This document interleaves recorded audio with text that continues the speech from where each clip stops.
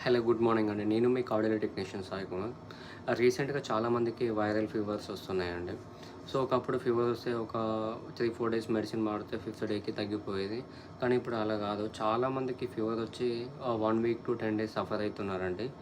So, మనం తీసుకోవాల్సిన జాగ్రత్తలు ఏందంటే, వర్షంలో తడవకుండా బయటికెళ్ళేటప్పుడు మాస్క్ పెట్టుకొని, ఇంటికి రాగానే కొంచెం హాట్ వాటర్ కొంచెం హాట్‌గా చేసుకొని తాగండి.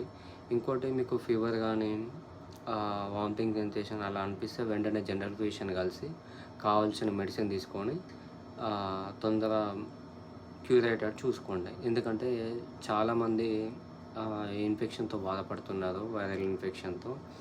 సో, మీకు ఒకవేళ ఎక్కువ వైరల్ ఇన్ఫెక్షన్ ఎక్కువైంది, నాకు సివియర్‌గా బాడీ పెయిన్స్ ఉన్నాయి అలా అంటే కొన్ని టెస్టులు చేయించుకొని డాక్టర్ని కలిసి మెడిసిన్ రాపించుకొని ఖచ్చితంగా ఒక 1 వీక్ వాడి రెస్ట్ తీసుకోండి, సరిపోతుంది. మంచిగా తినండి. బయట ఫుడ్ అస్సలు తినకండి. బయట ఫుడ్ అవాయిడ్ చేయండి. Okay, thank you.